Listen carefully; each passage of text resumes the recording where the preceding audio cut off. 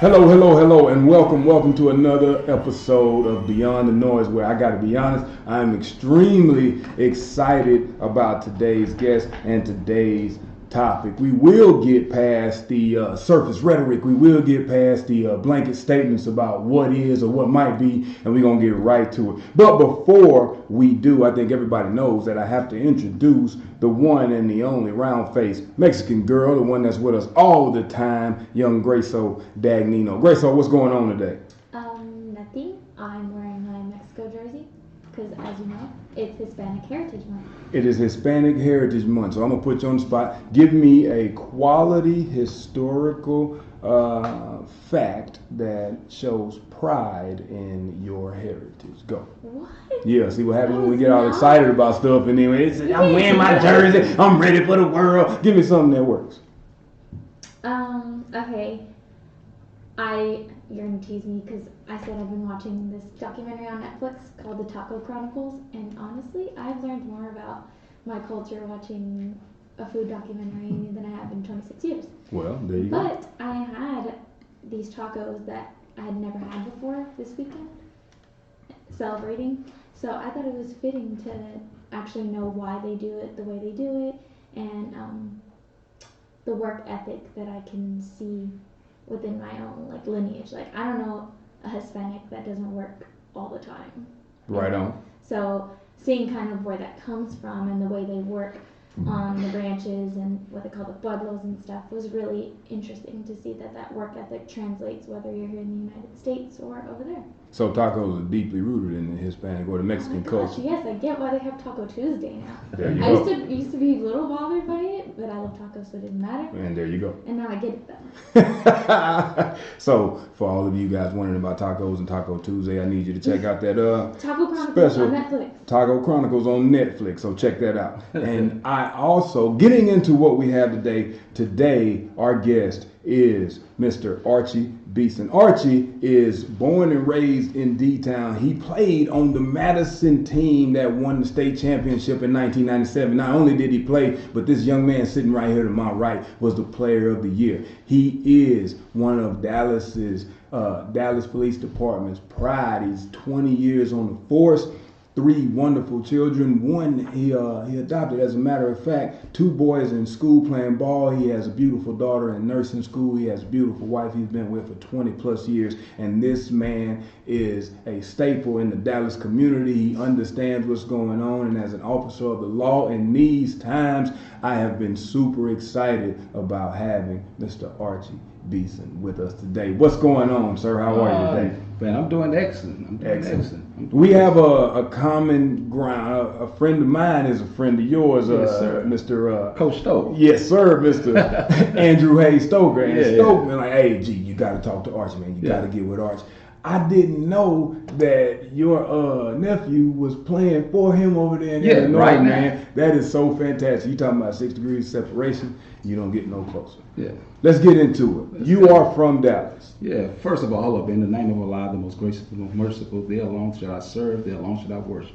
Hey, let's get started, bro. Let's get started. I like it. And I'm going to ask you about that a little later on because I have been doing you study Islam. Yes, sir. You are Muslim. Yes, sir. Fantastic. Yes, so sir. I have so many questions I have for you today. Yeah, I'm go super ahead. excited about this. All right. Okay, you've been on the force. Yes, sir. We live in this space in today's time. Yeah.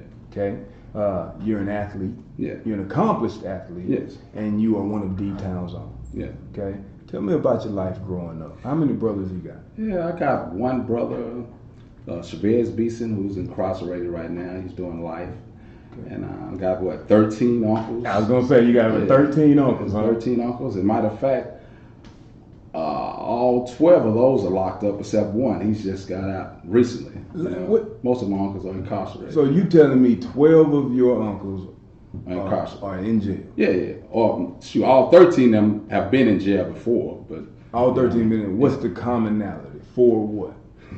What you mean? Like what they going to jail for? Yeah, you got robbery, you got aggravated assault, you got drugs. Mm-hmm. Yeah, most of them is drugs and assault. And you saw this growing up? Yeah, I've seen everything. You're surrounded by this growing up? Yes, sir. So what kept you from going that route? Because evidently they were teaching you the game. They 13 deep and they I think in our community at that age, you got to know what you want.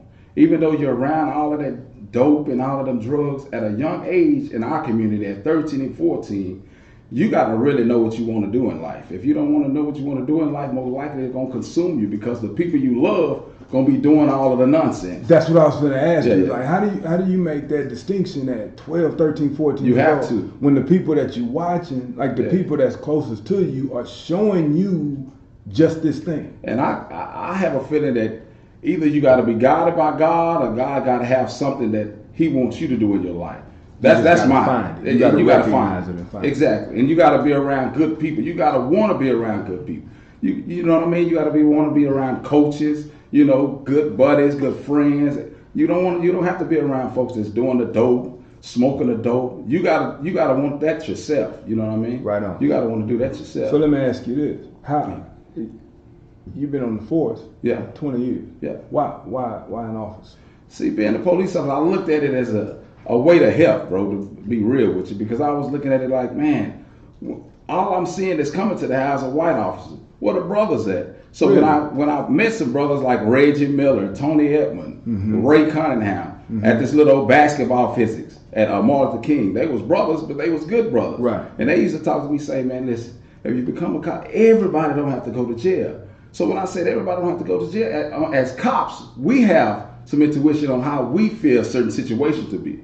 Like if it's something that a cat done done that we know we gotta lock him up for, you go ahead and take it. But some circumstances, we have a good judgment call. We can make the judgment call on if we can write a guy a ticket, or if we should take him to loose area. So if we got that much power, hey man, why could we put it in our hand? You know what I mean? Man, that's a great statement. So Yeah. in exercising that power, let me ask you this. Yeah. Are you guys always aware of what the other officers are doing just close to your community or in your areas or precincts, or however you define it? Like how aware are you of what the other officers are doing around you? How aware are you of that? Like it's like everybody's in their own capsule. Like you might, like for instance, I'll be around guys at work. It probably be a group of 4 of us.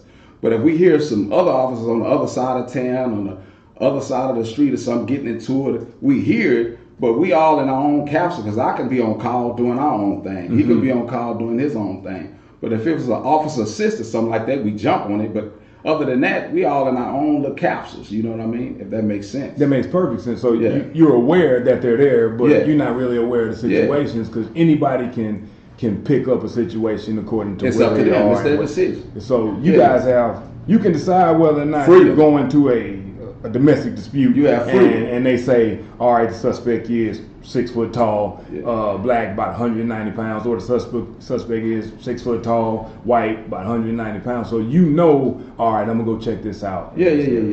So you have an idea of what you're going to. Yeah, or you gonna get dispatched to it, and you can hear it over the radio, and you go into a call when dispatch, you the call. But when you actually go, it's you and dispatch, and the other officers that are around hearing the call that you got dispatched to. You know what I mean? Okay. But it ain't nothing that they gotta go to. You on your own deal. You on your own call. You on your own incident. So let's go backwards. I'm gonna ask a question to try to Yeah. tie this thing together. Yeah. So 13 of your uncles have been incarcerated. Yeah. So you've seen quite a few officers before you even knew how to even go about applying for the job, right? Yeah. And you saw how the conversations, the treatment, you saw how your uncles were towards police, and you didn't see many brothers in the blue uniform. It's the culture thing to me. Like for instance, Okay. if I go into your house, Mhm. even though I know it's a family violence call, even though I know I'm gonna have to take you to jail 10 minutes later. Yeah. I know I saw the comments and saw that you beat your wife down and whatnot. Mhm. I'm gonna go in the house and come to you first because this is your house. You're the male. This is you the man of the house. And it's I'm gonna say, I'm already tense. you Because I know already you tense. coming. Go approach the man. Show the house some respect.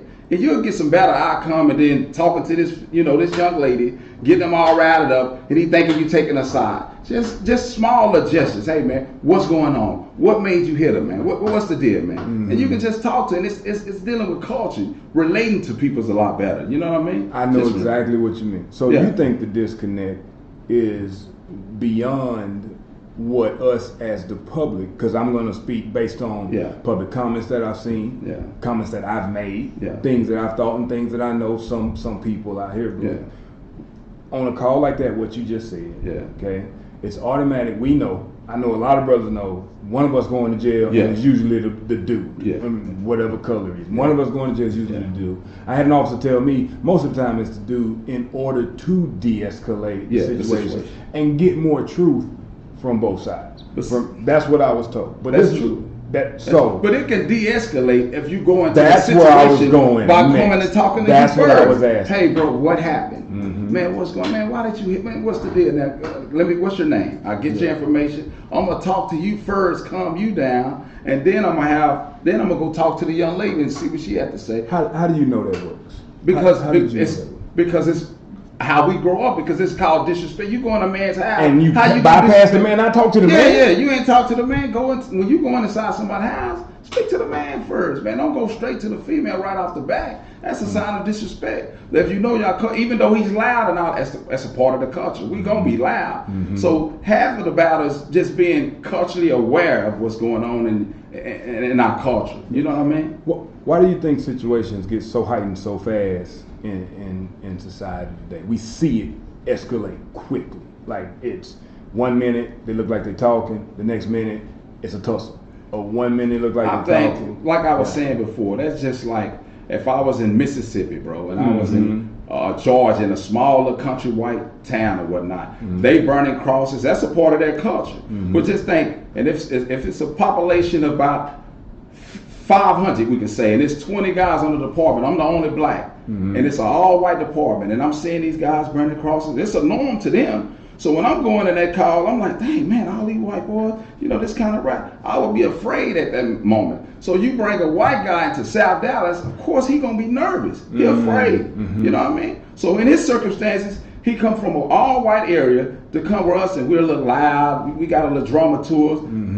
I don't think they should be putting some fire that quick without some culture diverse training, man. You know what I mean? So you got to have more training on that aspect. That's what I was going to ask. Because we talk. First of all, I'm going to ask some straight out questions. So when you hear defund the police, okay, what does that mean? It's foolish. It's foolish. Because you got to think, defunding the police ain't going to hurt no one but our community. Because I'm not saying we're a perfect group of individuals. You know what I mean? I love my people, but we gonna be a little rowdy. We gonna do some nonsense. When you defunding the police, you're gonna hurt people inside of the community that's trying to do the right thing. You know what I mean? So why be selfish? You know what I mean? I ain't say all the police are perfect. Don't give me about none. You're gonna have some bad apples. But when you defund the police, it's some good ones out there, bro. There's some good cops out there. So this has been my argument and my statement, okay?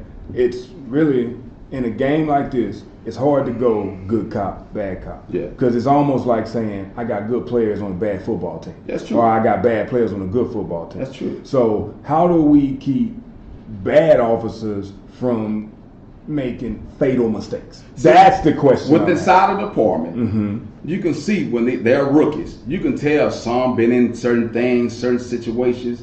God damn, if you seen this cat had 4 or 5 abusive charges, or been, handling people kind of rough, hey man, put them with somebody. Don't just keep letting them go out there by himself. You seen that from the get-go, from year 1, year 2, year 3. This guy's been a problem child. Don't just let him continue to be a problem child. Address it early. So what's the consequence though? Like, how you see the problem? This is his 3rd offense of being aggressive or abusive. What is the consequence for the offense? See, the consequences right now, and you see that everybody. You either get suspended, you get this, but I think it should, to prevent all of that, you need to either put him with somebody, you can't have him by himself, or put him with someone that's different from him, which is, it could be Hispanic, it could be a black officer. Put him with someone different, for he could be culturally aware of what's going on inside that community. So you think he'll do the same thing if he was with you? That is what I'm saying. Because that's always been my thing. Like, there's a real consequence. Or if you standing next to me and that person looks like me, you're gonna dance a little bit before you get out of line. You're gonna think a little differently. Yeah, you're gonna have to. Okay. So with that, and the understanding of the way you came up, what are the things that you have seen as far as what the public sees as maybe racism or maybe systemic injustice or things that, because you are aware of multiple situations where somebody should have got a ticket where they ended up getting beat up or getting taken to jail, or the situation was very calm and then the person or the person stopped, heightened the situation, and now the officer is in a tough position because it happens both ways. Cops don't just stop innocent people; they stop a criminal. And what you'll see with inside of the department, when you have guys that do certain things, a certain horrible act, they ain't gonna be around guys who are gonna do the right thing. They're gonna always surround themselves around guys who are gonna do the similar things that they're gonna do. Or allow them to do that. those Allow things. them. So with me, you're gonna be around guys that are like-minded like myself. You're gonna be around guys like when I go out to eat or go out to lunch, it's around guys like-minded like me. So rarely will I see a white officer do something like that, or I rarely will see something like that, because it'll be on the other side of town, or they'll disregard me if I am coming to the call. Disregard means, hey, we don't need you. We got the call under control. You can answer another call. So I can, after they disregard me, I can go on another call. And or then something. whatever happens on that side. That's another. That's they deal. Ladies You and know what I'm gentlemen, we're here with Archie Beeson, and I think we're in a really, really good conversation on a much needed topic. Yeah. Been on the force for 20 years. What all have you've been on patrol? Yeah. And all 20 years you've been on. Seen everything. Seen Whatever you trying to, whatever, from killings, from kids getting raped, from children being killed, you know what I mean? And that's another deal that I think, even as cops, man, seeing all of that killing and seeing all of that abusive, and then you got to turn it off and then go home. Right. Some of them guys probably need some mental health. Some of them might have mental health, man. I ain't gonna straight off write it off, but they need help themselves. Yeah, because you see things that normal people don't see. Yeah, and then you gotta deal with it the next day, and then come back the next day. So if you can put some of that stuff in that, in the budget of helping guys with some mental illnesses. What are some ideas you have? Because I'm a big believer in this. If you want to learn how to fix the situations within the school, talk to teachers. Yeah. If you want to learn how to clean up a building, talk to janitors. Yeah.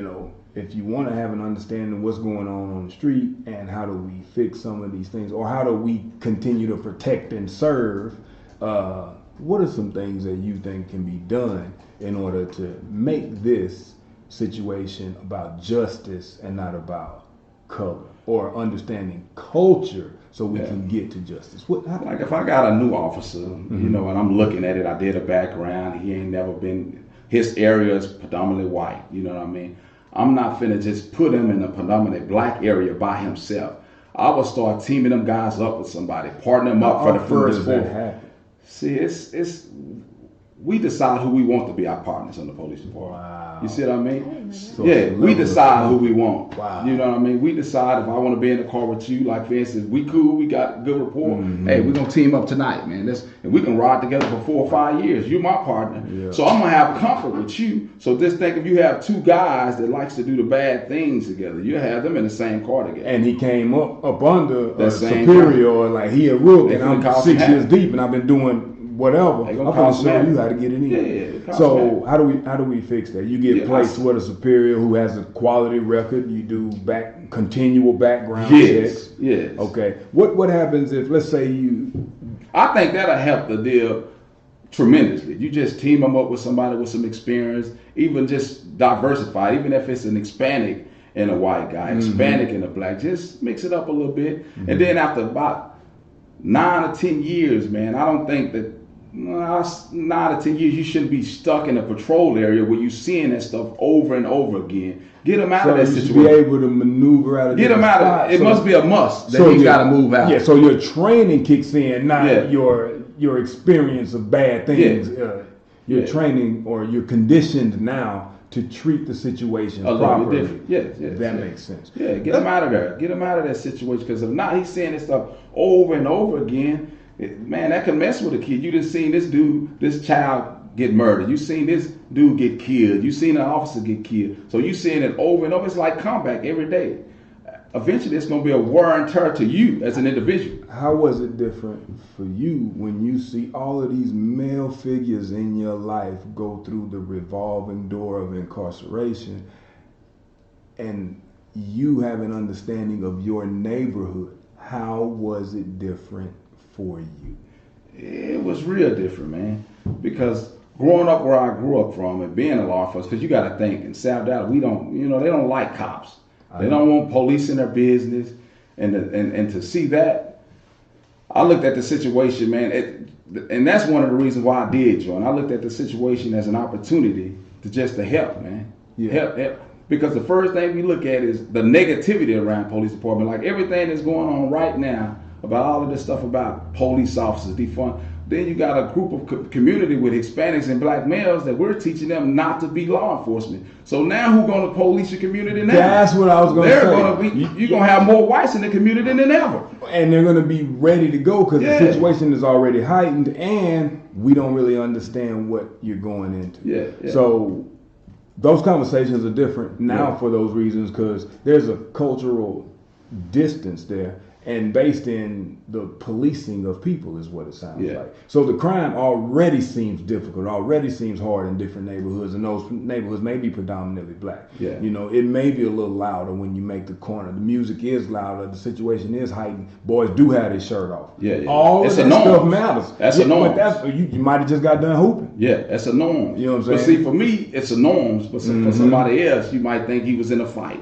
So you have different versions of how people look at things. You know what I mean? This guy from South Carolina, a white guy, he might see a guy with his hoodie on and all that as a crook. But me, I'll be like, man, that's a guy that's chilling. You know what I mean? He's just hanging out, relaxing. So it's two different perspectives.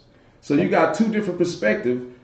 Policing your neighborhood. Yes. See, we got without understanding of how the neighborhood operates. Yes. So you got to get more of our people in our community want to be police. Stop talking about it. Hey, man, we need this kid. Don't discourage him. Encourage him to be a teacher, a police officer, a fireman. What is your opinion? Because I have my own, and I'm gonna give it. Yeah. What is your opinion of why we're being deterred, or why? Because I wouldn't at this point. Because all of this stuff that's going on. Yeah. Because I'm telling you now, Yeah. I am not encouraging anybody in my family to be in law enforcement right now. But that's understandable, though. Yeah, that's understandable. But Mm-hmm. at the concept also is that you're preventing a lot of blackness. So all of this stuff you're telling me.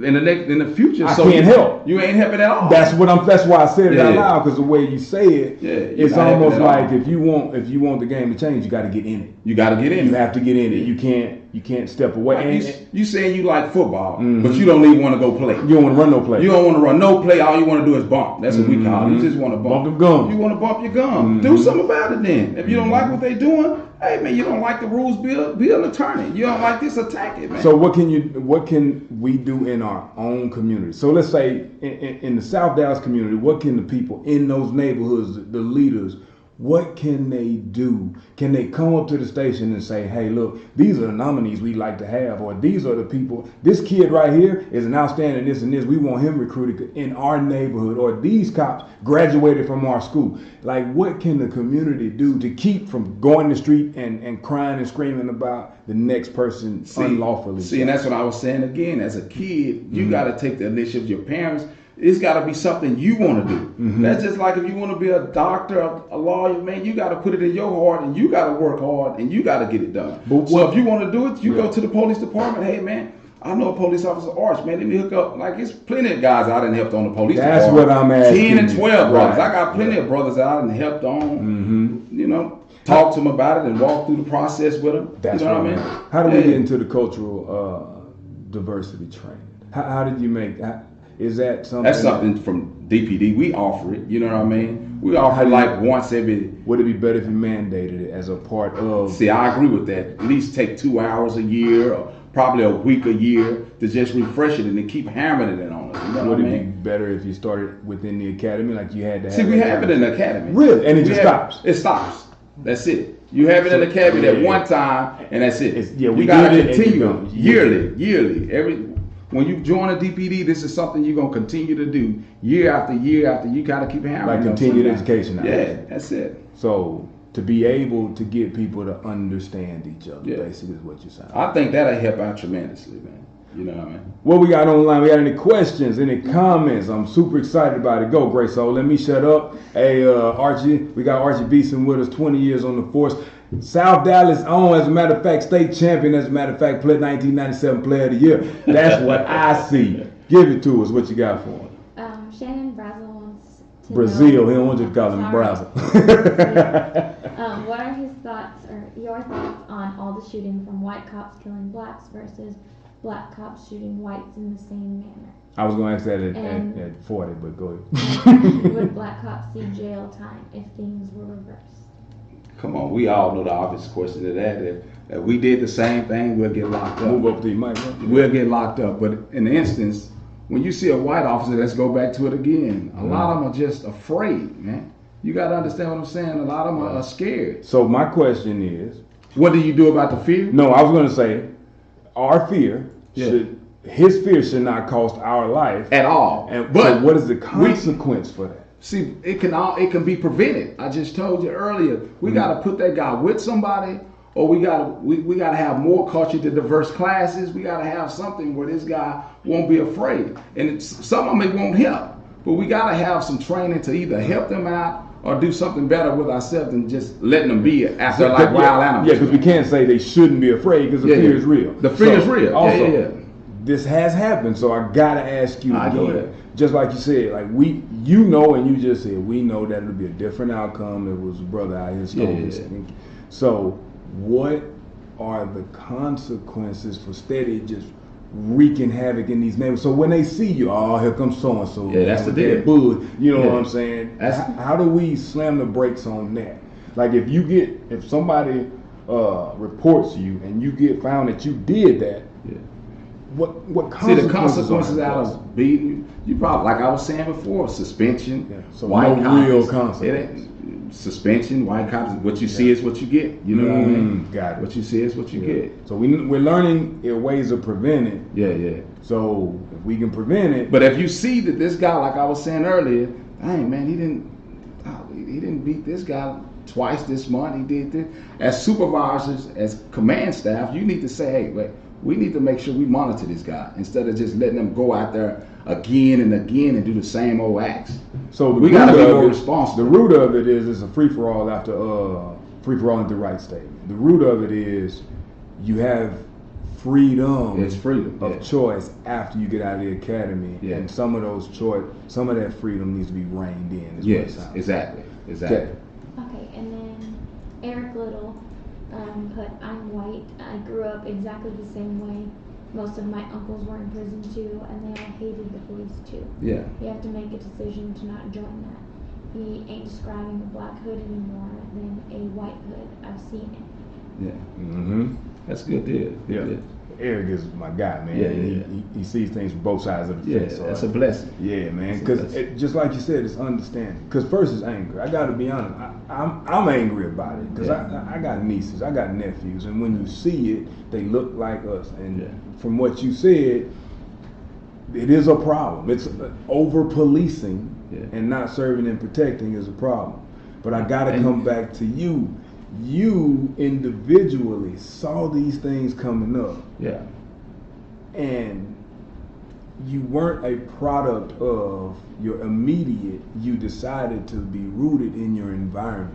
How did you mentally? What was it in your mind that said You that? gotta, like I was saying before, to me, I believe it was God. You know what I Okay, mean? all right, Because you gotta yeah. have some guidance. And I had like coaches, you had teachers, but I enjoyed playing sports, football, basketball. I enjoyed sports.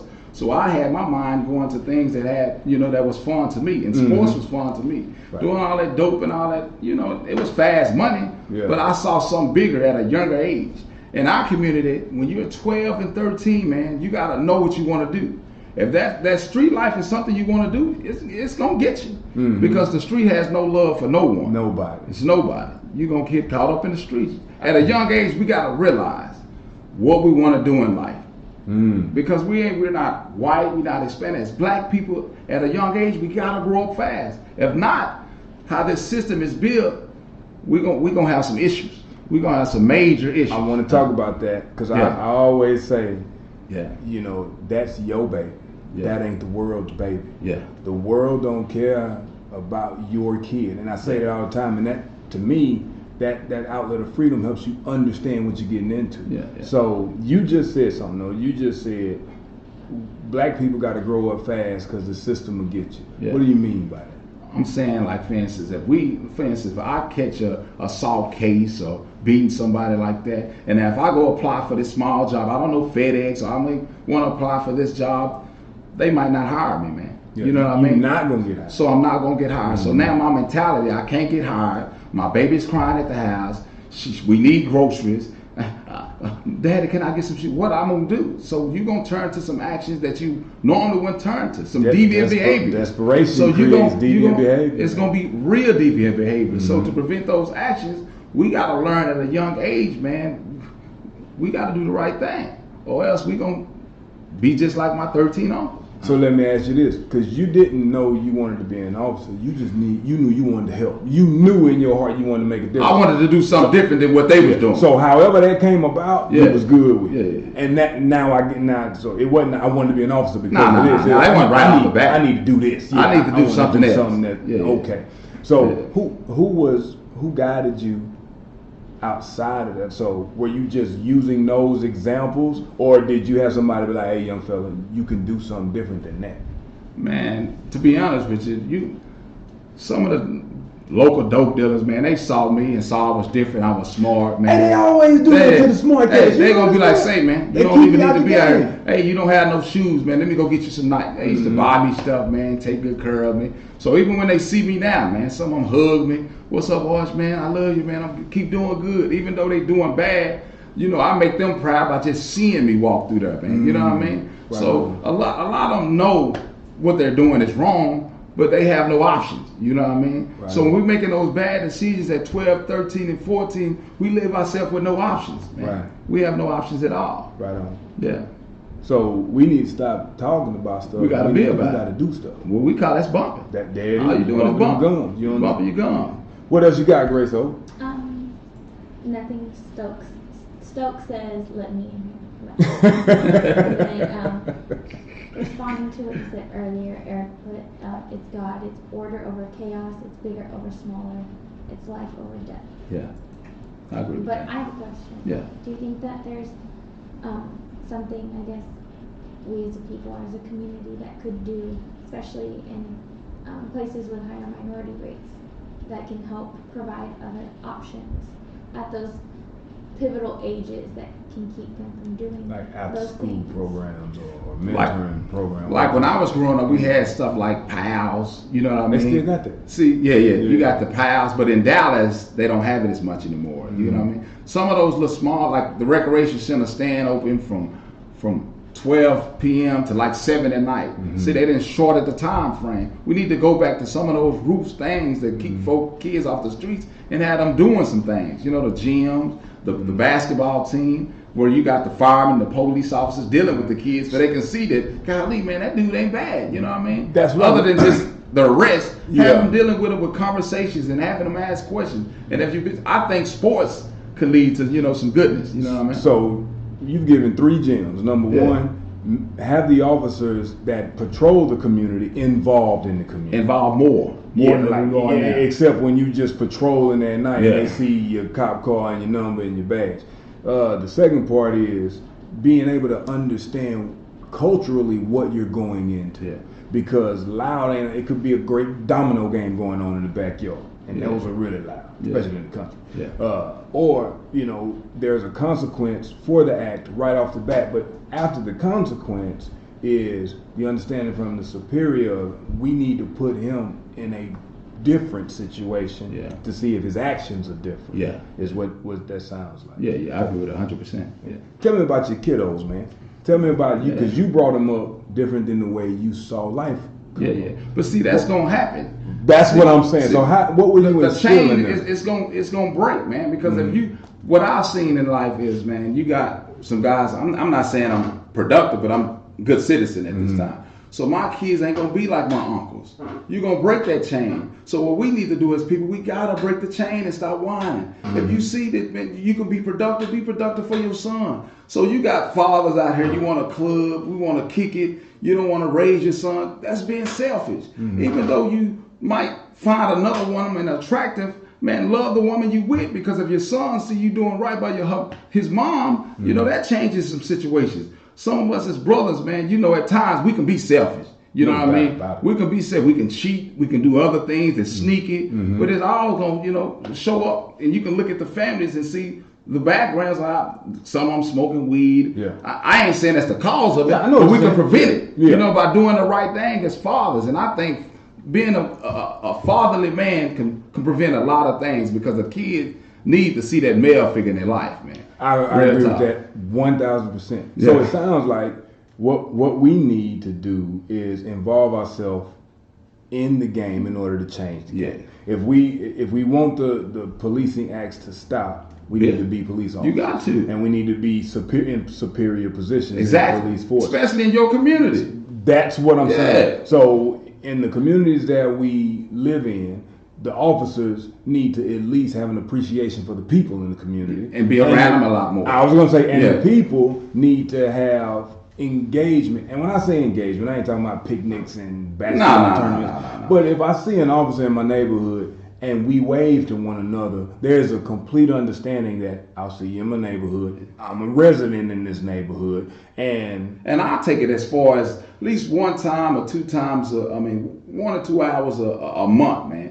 Just get inside of that community where you work at and get to know the people. Hey, take this guy off the calls. You don't got to answer calls or nothing. This right here is an assignment where you just got to meet some people. Go Do they to do your that? community. No, it's up to us if we want to go to the community. We don't got to even say nothing to nobody. All of that stuff is freedom. do you think that right there alone would change Yeah. it would change the arrest? Yeah. A lot of the small things.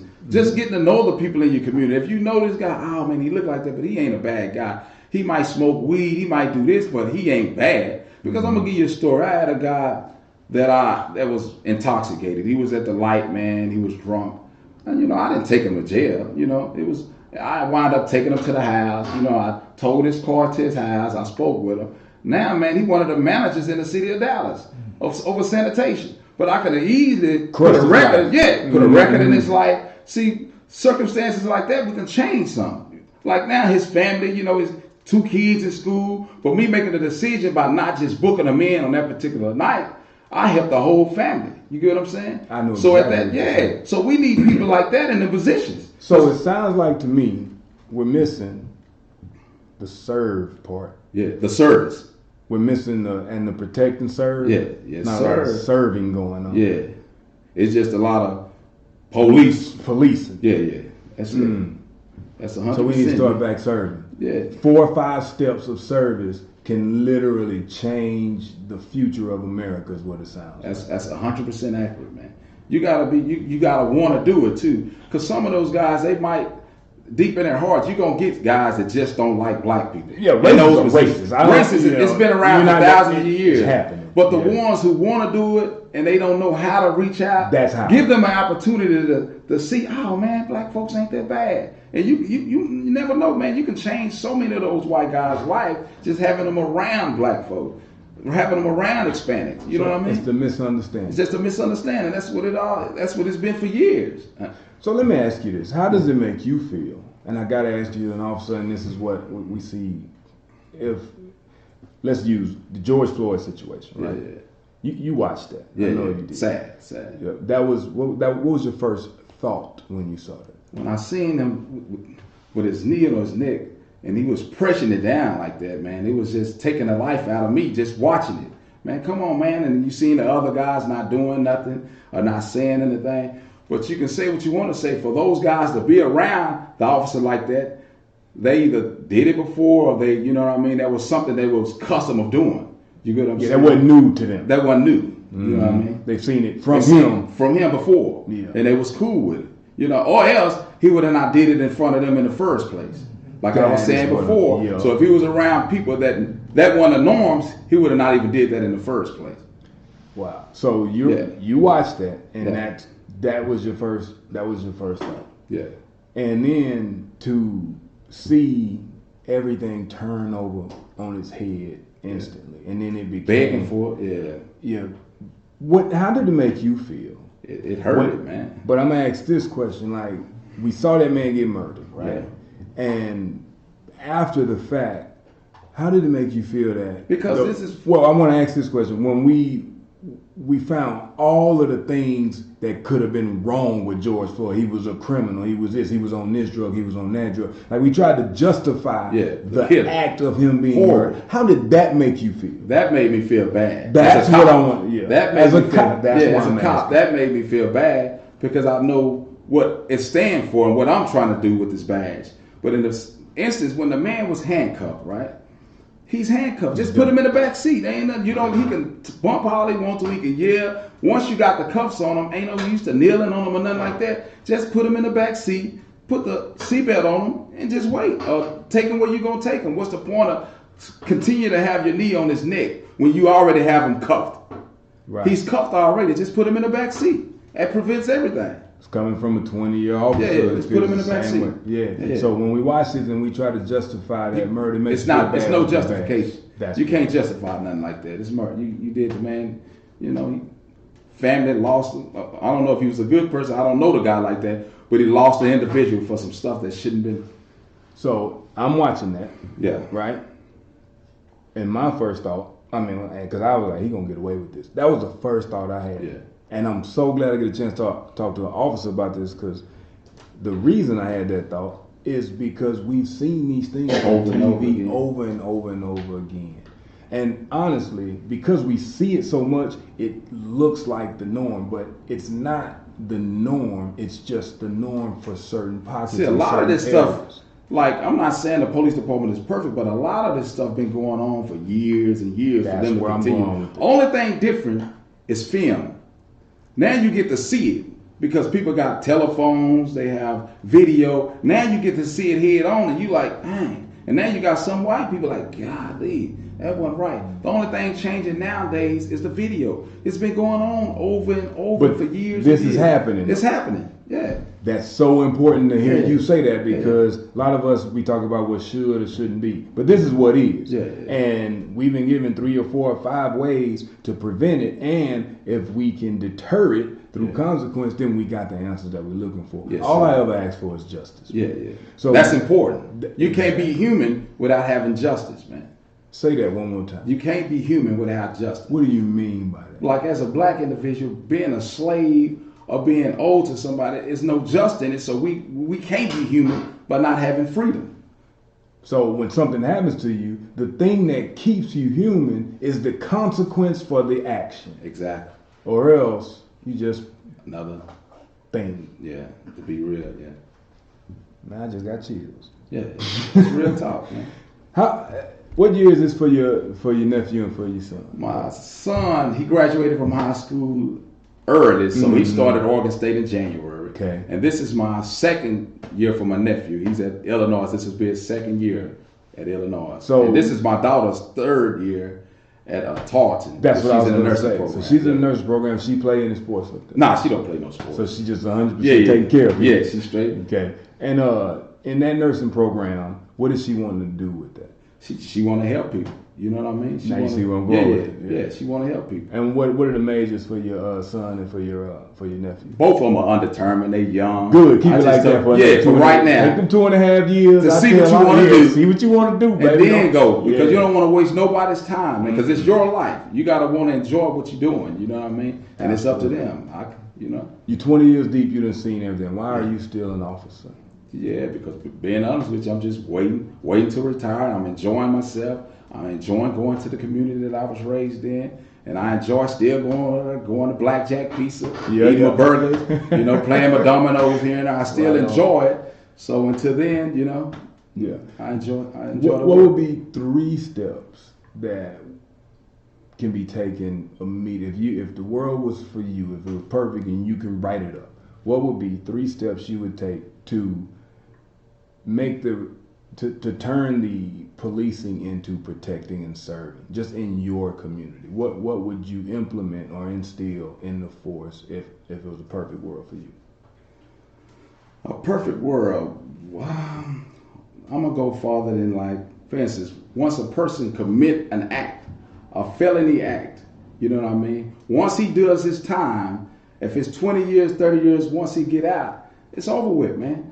If he's able to be, and when I say over with, the crime is over with. So if you want to go back to school and you want to be a teacher, you want to be there, hey, give the man a second chance. You have served your time. Serve your time. Consequences. It's over. Now let's start from fresh. And now if you continue to do it, we're gonna put you right where we got you from. But some people deserve another chance, even when they get those sentences. And that would be my main one. Once a person does his time, let's change that. Time is done. This time is done. You don't tote that record forever. So anytime something pops up, they look at your record. You're done. You ain't gonna be able to get a job, man. So this guy gonna go through and ramshack these communities like because we're justifying not giving him a chance based on his past actions.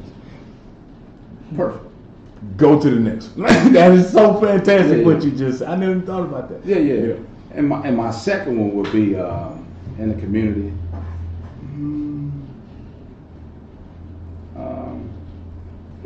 That was my main one. Once the act is done, and for me it would be the same crimes get the same punishment, no matter if the face ain't the same.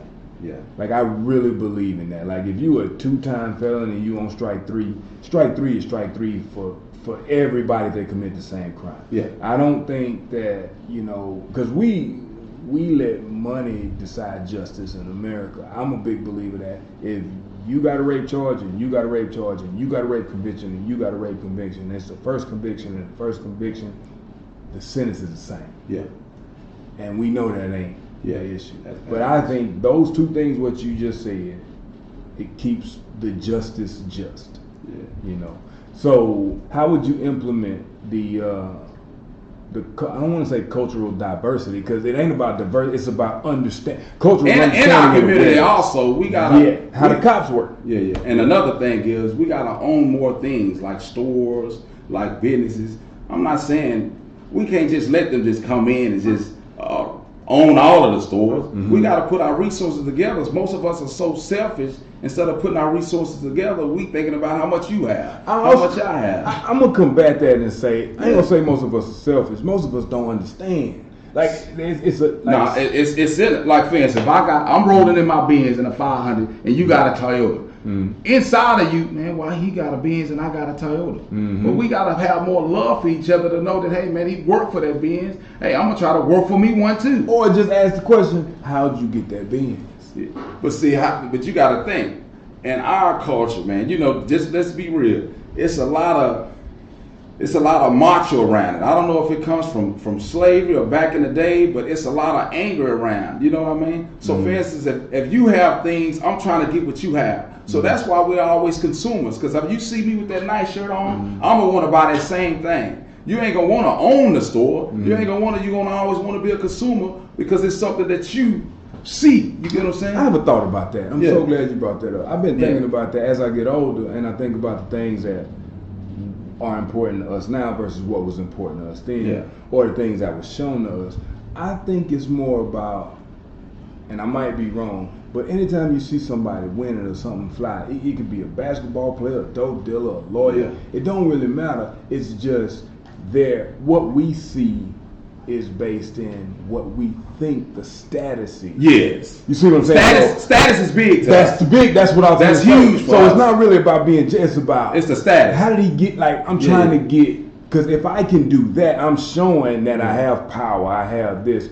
But we weren't never taught that in order to have, you don't have to show people what you have. Because you got to remember, for years, a lot of people didn't have nothing. And we always came up the way we came up. That's why I love to see, like my dad came up a certain way, but he adjusted the way he came up to make it better for us. That's important. Just like you did, you know what I'm saying? Like you came up, you saw certain things a certain way, and were like, I ain't rocking like that. I gotta do it like that. And we gotta have more kids thinking like me and your father, or like you were thinking, and we'll have more success. And then have an understanding that the status is not based on what you show them, it's what you can grow, not what you can show. It's really about what you can grow. Like even with economics, stocks and money and how to finance, like when I used to think, like I look at the guys getting put out their homes and what, in the hood, you see cats getting put out, people going through their stuff. So in my mind frame now, I'm like, man, I don't want to rent a house, I want to own my house.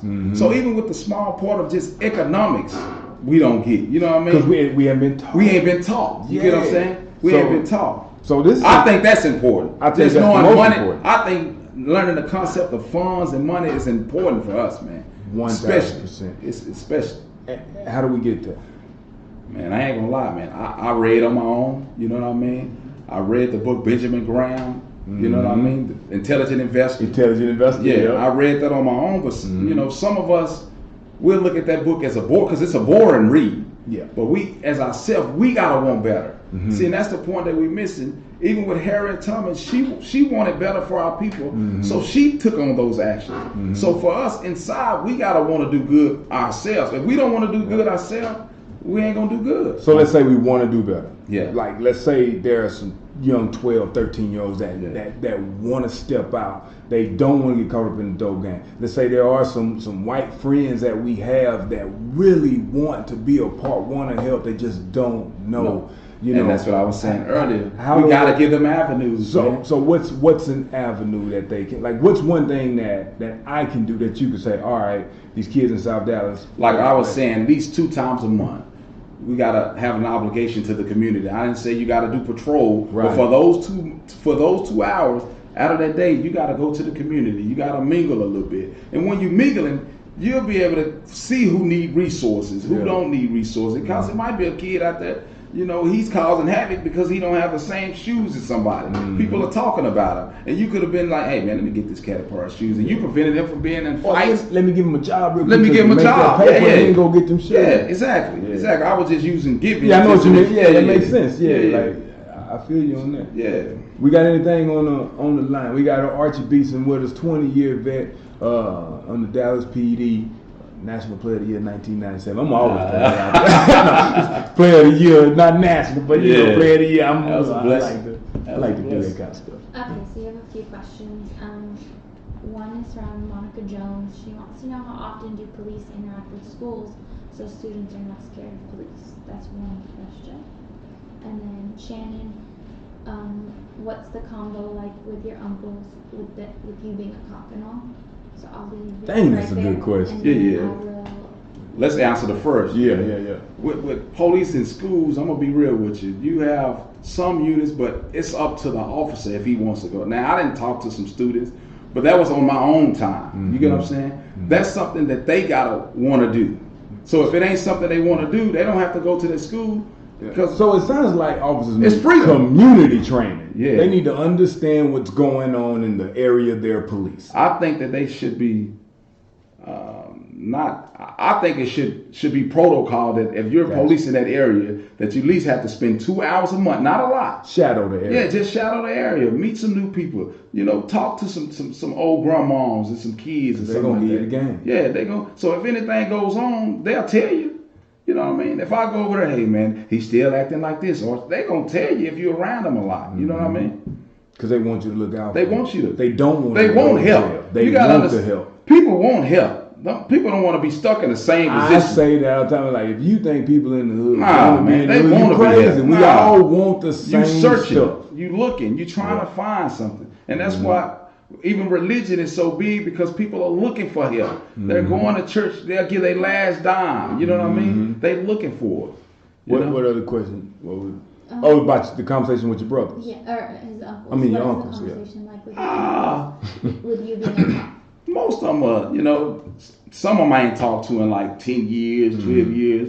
But my uncle Alan and Aaron that I spoke with, they enjoy it. They say it's a better life even for my kids, and I'm doing better for myself than how they was doing. Right. So they kind of love it, man. They proud, and they was like, man, the decisions I made, if I could have did this, if I could have did this, you know what I mean? And it all boils down to decisions. Yeah. Decisions. Yeah. Well, what made you decide to practice Islam? It was something that, you know, I was reading, I was looking, just like any joker that's 17 or 18 or 19. Looking You're reading for the Bible. something to hold on And when to. I read the Bible, it wasn't no comfort for me. You know, I'm not saying that heaven or hell if you don't believe in Christian, but when I read the Quran, it most suited me and it made me comfortable. It brought you made me closer a to better your father. God. It made you a better person. It made me a better father. It made me a better person. It made me stay in line. Because people where I'm from, we need more discipline than anything. So in you Islam, use, I gotta ask this, I'm not trying to cut you off Yeah. because I want you to continue in Islam. Yeah. So you use your belief as the way to conduct yourself. Yes. Not waiting on the God in the Quran to I use it to structure design your me. conduct. No, I use it to structure me. Okay. Hey, if I commit a sin that's wrong, God wouldn't want me to do that. I used it to just structure my life because where I'm from, there was no structure. I had no father around. My mom passed away when I was 5, so I was looking for structure. And Islam gave me that structure that I need to be a better father and a better husband. So you don't use it as one to be better than the next or a way for you. This is you got to do it like this. See, See, my belief is even Christian Jews and Muslims, even in the Quran it says God will choose his people from Christians, Jews, and Islam. So it don't matter. You can believe in what you want to believe in. God gonna pick and choose. We ain't deciding. I can label you all I want to, but God gonna decide who he feel that was worthy of his worship. So you not me. Yeah. I'm just a human, bro. Look. So basically what you're saying is that you use your belief, your spirituality, or your religion, however we go about it, as the way to conduct yourself or to structure your life. And I think we need it. I'm a big fan. Coming from where I come from, you know what I mean? The passive stuff, it ain't gonna get it. We need something that's telling us. The structure in Islam helped me out. Because it made me a better person. I'm a big fan of structure, discipline, and respect. Yeah. You know, I don't practice Islam. Yeah. But I'm always intrigued. Yeah. The thought process of somebody who doesn't lead with their religion but uses their religion to get closer to God. Yeah. I think that's dynamite because it doesn't allow people to superficially judge what they think your religion stands for. Yeah. You know, what kind of stuff do you run into on the force as a black male in America who practices Islam?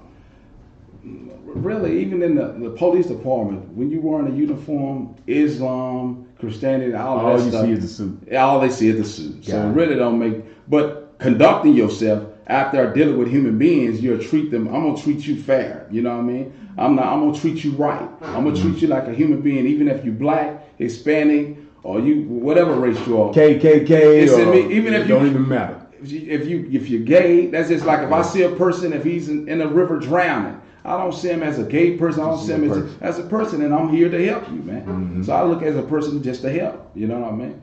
Man, this has been one of my favorite hours of my life. Great soul. You got anything you want to finish with? Well, they still have some questions. Go with it. Andrew had the question earlier on the topic of George Floyd. If you thought they were scared of him, if you thought that the other 2 officers who stood by as the main officer put his knee on George Floyd's neck, do you think they were scared of him? The officer? Scared of the officer? Like where the 2 officers were. I can tell he was the senior officer, and they weren't gonna do nothing to him, and he was the man in charge. He was the superior officer. You can tell by everybody just watched them, and you can tell they was around each other more than just that one incident. You know, so all of them was comfortable in their own skin around each other. It was almost like he's doing it again. Yeah, he's doing it again. Exactly. Wow. And then Eric had a question, and I think Greg tacked this on a little bit. How can white people help without being pretentious, a-hole, woke, liberal, white savior types? See, in that instance, with helping us in the community, as blacks, let us lead. You just help. We don't need you as a front runner. We just need you as help. Don't come into a situation where you vocal in the situation. We need to lead our own at particular times. And you just be a helpmate. I'm not telling you not to help at all, but let us lead in some of these occasions instead of us just being a follower. Let us lead and just be a helpmate on some of these topics, man. That's the first time people ever said something I ain't have a comeback for. That's fantastic. Okay. Monica Jones says, do you feel police officers should respond to situations with special needs individuals? Not all the time. It all depends. If it's a kid who has mental illness and he's aggressive, you know what I mean? And if it's a kid just with special needs that he can't do anything, he's not violent, I think somebody else should be dispatched to the call instead of an officer. And that can de-escalate a lot of the things. Send somebody else or out. If the officer has a little bit of cultural understanding or been in the community or they are taught to de-escalate, they'll be able to call. Because I didn't deal with kids who are cussing their moms out, they violent, and you calming them down. Hey man, just chill. Let me talk to you. But you got to have some really some relationships in that, or you have dealt with it before. Yeah, you got to have some strong experience. to it. You get what I'm saying? Absolutely. Yeah. And then This got to be our last one, Grace. So Andrew has one more question. He says, "Do white people treat you the same as they treat white officers?" At times they don't. It all depends on what area you're in. If you're in that Fort North Dallas, they don't look at you the same. But so you know, do what I they mean? still respect you? But they in still the respect badge? that uniform. Yeah, they respect the You badge. can tell that they don't respect you, but they Yeah, respect they that respect badge. the badge. So they gotta humble themselves. You know what I Mhm. mean? And it works for me too. You know what I mean? A lot of them just don't. They look at the uniform and they gonna respect the game, which is the uniform, and that's true. And that's all I always say. Is Yeah. if there's a deterrent, if the uniform can respect the person, because the consequence keep them in line, Yeah. then the rest of the stuff we can implement and make it all make Yes, sir. sense. So, what you want to leave the people with? Man, I leave the people, man, keep your head up, keep working, love yourself first, you know what I mean? And want to make somebody smile. Every day you live, man, make somebody smile each day you live, man. Just put a smile on somebody's face. Even if they're white or black, just make somebody smile, man. You know what? It's been one of my favorite episodes, and I am going to end with that. This has been fantastic, and we will see you next Monday. We got to have you back here again, brother, really, really soon.